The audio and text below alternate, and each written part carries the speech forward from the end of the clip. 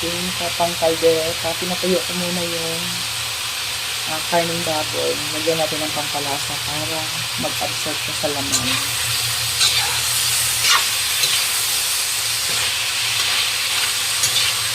Pa-fry muna natin yung karning.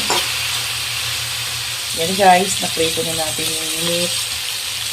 So, piprituhin din natin, sabay natin ng carrot at patatas. Yung mamaya na natin yung sasabawan para sabay-sabay silang palambutin. Sabay silang na-prito rin, lagyan natin ng pampalasa.